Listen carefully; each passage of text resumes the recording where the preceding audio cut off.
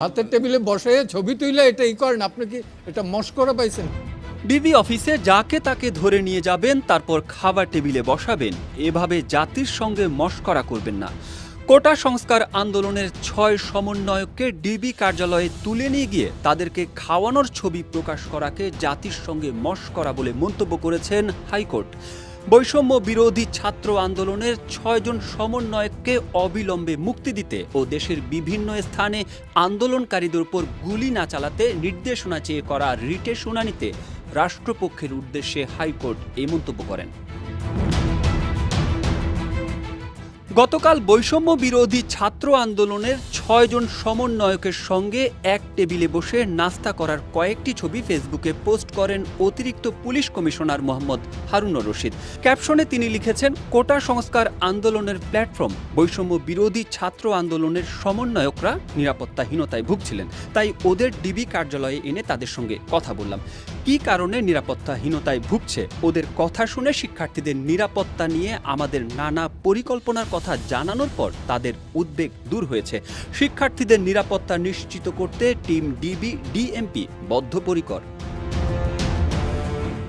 এদিকে আজ শুনানির এক পর্যায়ে অতিরিক্ত অ্যাটর্নি জেনারেল মোহাম্মদ মেহেদী হাসান চৌধুরী বলেন, আন্দোলনের সমন্বয়কদের নিরাপত্তা দিতে হেফাজতে নেওয়া হয়েছে। টিভিতে দেখানো হয়েছে তাদেরকে লাঞ্চ করানো হচ্ছে, তারা ডিবি কার্যালয়ে কাঁটা চামচ দিয়ে খাচ্ছেন, এই ছবি প্রকাশ হয়েছে। এক পর্যায়ে আদালত বলেন, এগুলো করতে আপনাকে কে বলেছে, কেন করলেন এগুলো? জাতিকে নিয়ে মশকরা কইরেন না, যাকে নেন ধরে একটি খাবার টেবিলে বসিয়ে দেন।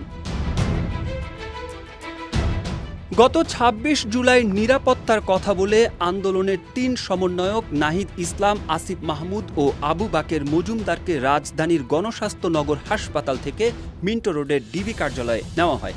পরের দিন ২৭ জুলাই সার্জিস আলম, হাসনাত আবদুল্লাহ ও নুসরাত তাবাস্তুমকেও ডিবি হেফাজতে নেওয়া হয়। পরে ডিবি কার্যালয়ে হেফাজতে থাকা আন্দোলনের ৬ সমন্বয়ক কর্মসূচি প্রত্যাহারের ঘোষণা দেন। লিখিত বক্তব্যে বলা হয়, আমাদের প্রধান দাবি ছিল কোটার যৌক্তিক সংস্কার। এটি সরকার ইতোমধ্যেই পূরণ করেছে। এখন শিক্ষার সুষ্ঠু পরিবেশ নিশ্চিত করার লক্ষ্যে দ্রুত শিক্ষা প্রতিষ্ঠান খুলে দেওয়ার জন্য সরকারের প্রতি জোর দাবি জানাই।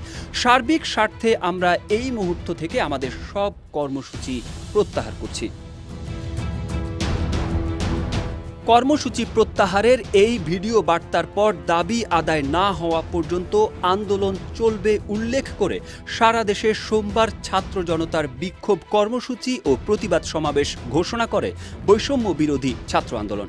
গতকাল রাত 11:15টার দিকে আন্দোলনের সমন্বয়ক আব্দুল কাদেরের পক্ষ থেকে বিজ্ঞপ্তিতে এ তথ্য জানানো হয়। গণমাধ্যম কর্মীদের এটি দেন আরেক সমন্বয়ক